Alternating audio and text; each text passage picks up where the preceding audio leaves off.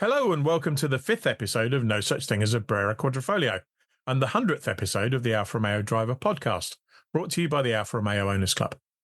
We're coming to you from 4 undisclosed locations around the UK, although 2 of us are section secretaries, so you can probably narrow it down a bit. My name's Guy Swarbrick, and I'm sitting here with Kirsty Hodson, Nick Wright and John Griffiths. And we've gathered around the microphones with our 4 favourite facts from the world of Alfa Romeo. And in no particular order, here we go, starting with my fact, which is that if you use Google's procrastination engine... They're what? Sorry, it's officially called the patent search engine, but once you're on it for days. If you search for patents filed by Alfa Romeo and sort them from oldest to newest, most of the first couple of pages of results are aviation related. One of the very first car-related ones is actually for EVs. Electric vehicles. I was trying not to say that, given my reputation. But yes, way back in 1939, one of the problems with electric motors is they produce gobs of torque. Is that the real technical term? I think so.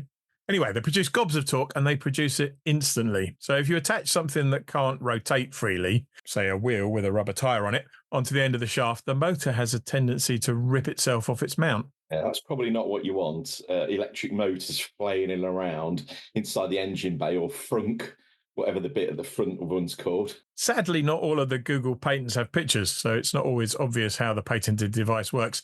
And sometimes the descriptions don't help either.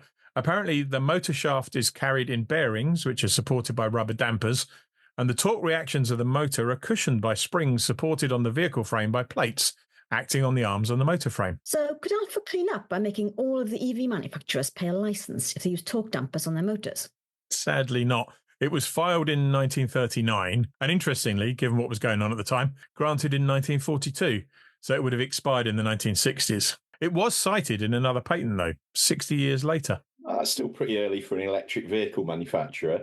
It would be, but it wasn't. It was Baxter Healthcare, who patented a way to damp out the vibrations in stepper motors used in drug infusion devices, or drips to you and me.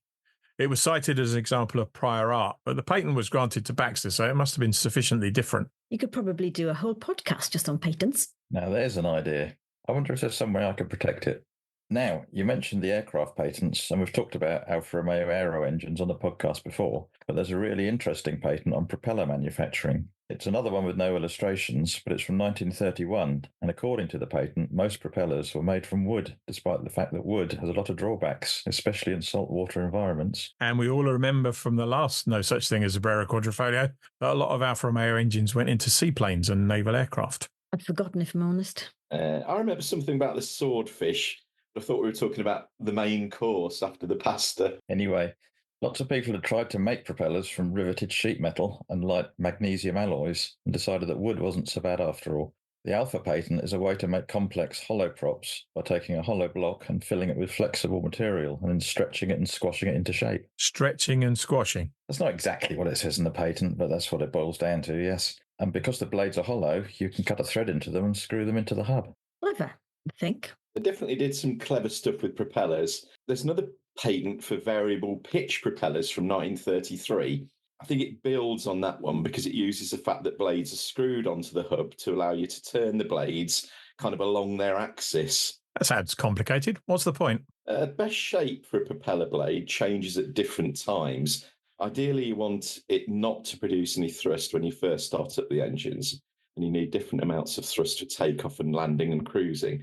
So a fixed pitch propeller is always a compromise. A variable pitch propeller can even give you reverse thrust to slow you down when you land. We should probably talk about car-related patents at some point, but I couldn't help notice the one for a mechanical hand. To help change gear with a manual gearbox? Do you need help changing gear?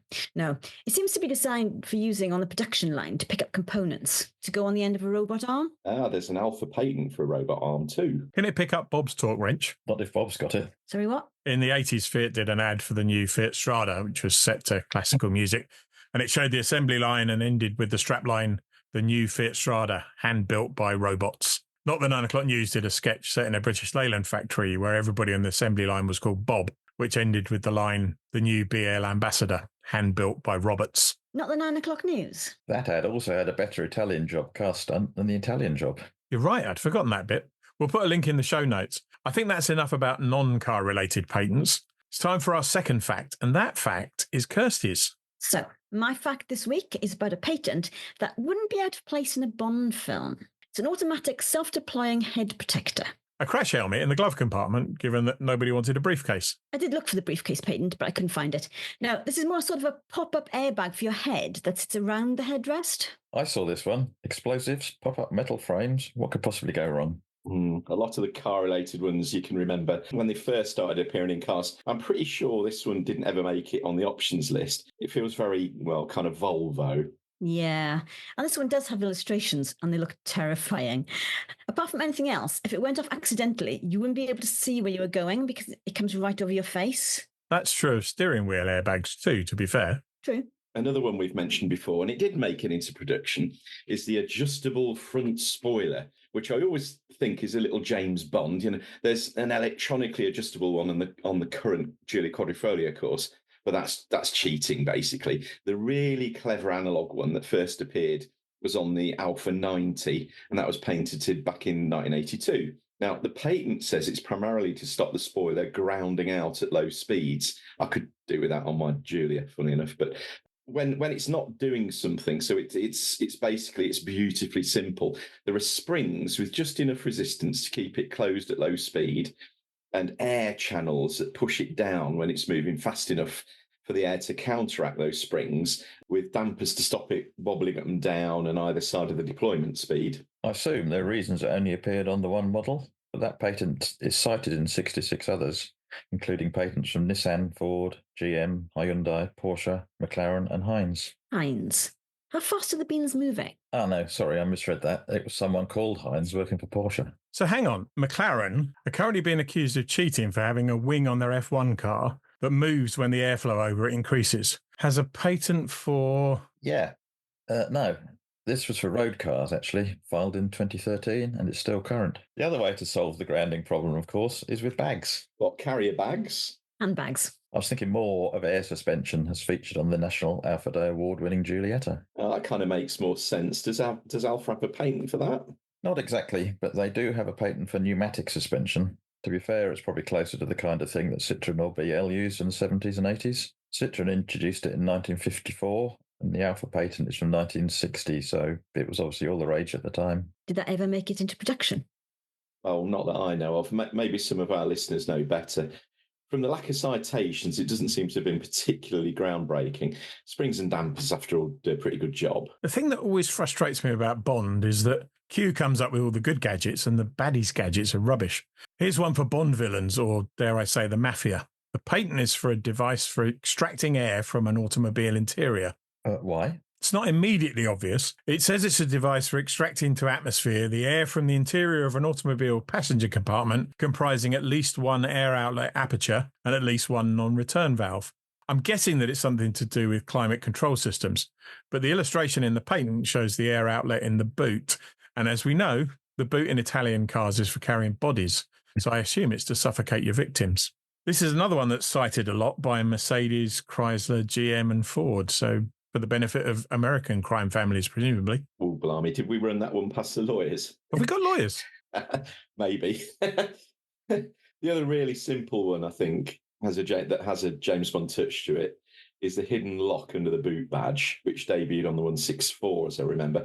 The patent for that is around the pivot, which allows the badge to move just enough to expose the lock mechanism. There are some really interesting citations on this one too, including the usual car makers, several computer manufacturers like IBM and Dell for hidden locks on their rack servers, and Pioneer for its detachable displays on car stereos, as well as locks for vending machines and jewellery boxes. Weird that this one is probably the one that's been the most influential so far. It is, and even more weird given that the biggest impact it had when it first appeared was that car thieves couldn't figure out where the lock was, so they crowbarred the boot open, causing far more damage than they would have done if they'd known where the lock was. Four-wheel steering always seems a bit of a pointless Bond gadget to me. If it's the sort of system that allows you to crab sideways, it is, but a bit of rear steering isn't a bad thing. 911s have it, as does your 916 Spider. What's the patent for? Well, this is a 1988 patent, so it's probably related to the system that ended up in the Spider and the GTV. And it cites 3 Honda patents, so it's presumably an improvement on the system on the Honda Prelude, which I think was one of the first.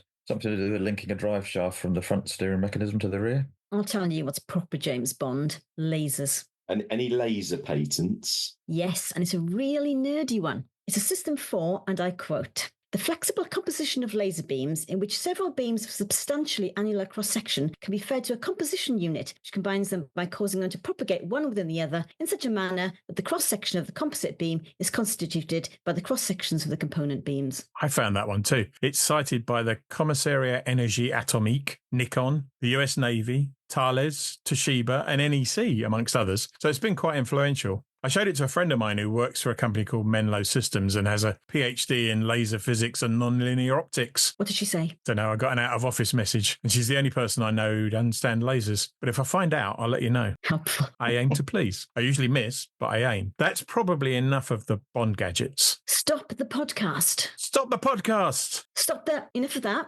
We've got to get plug-in for one of our contributors. Are you sure it doesn't just need a new fuse? Not that kind of plug. It's for Peter Collins, who does the fabulous pictures in the Out and About feature in the magazine. Or oot and a boot for our Canadian and Scottish readers? Do we have any Canadian readers? I've no idea. Nick, do we have any Canadian readers? I'll have a look. Never mind. Peter's written a new book. I have his book on the 155, 156 and 147 competition cars. What's this one about? Same sort of thing, really. He just fills in a couple of gaps. Which gaps? 1945 to 1993. That's quite a gap. It is. And 2003 to 2023, and covers the bit between 1993 and 2003 as well. That sounds pretty comprehensive. What's it called and where can I get a copy? Alfa Romeo in Motorsport since 1945 by Peter Collins, published by Veloce Publishing. Good name. I bet it isn't cheap though, is it? Well, that depends on whether you listen to this podcast. Let's assume I don't. Is that a safe assumption? Anyway, if you don't, it's £80 for 320 pages and 370 pictures. What if I don't need all the pages? What if I only wanted, say, 224 pages? 56 quid's worth? Sure. You're in luck. If you put in the special code ARMS30, that's ARMS30 at checkout, you'll get 30% off. Do I get to choose which pages I get? Well, that is the beauty of this code. Buy 224 pages, get 96 free. I'm not sure I'm following the maths. Get them all. You get the whole book. You just pay 30% less than people who don't listen to the podcast. I better start listening to the podcast. I just gave you the... Oh, never mind. Is there a catch? There's always a catch. Not really, unless you're Canadian. Why Canadian specifically? You brought them up, but it's anyone without a UK shipping address, really. The code only works once per customer on Veloce's own website. The link directs you to the book page is in the show notes, and it's only for UK addresses. That's not you. That's me. Yes, but hypothetically, if that wasn't you, you'd have to order it from Amazon or your local bookseller and pay the full price, of which is worth every penny. Got it. Not sure you have. Anyway, on with the podcast. None. Sorry? Canadian Club members. Isn't Canadian Club a whiskey? We've got 99 podcast downloads from Canadian listeners over the last 2 years. Should we worry about them missing oot? That's the same person downloading every episode. On with the podcast. On with the show, and it's time for fact number 3, which is John's fact. Okay, my fact is much more down to earth, but another one that has been copied by another car manufacturer. And to be honest, it's not one that many people would have predicted would ever appear, to be honest. It's the U-shaped handbrake from the Alfa 75. Some would put that up with a square steering wheel on the Allegro. Tick.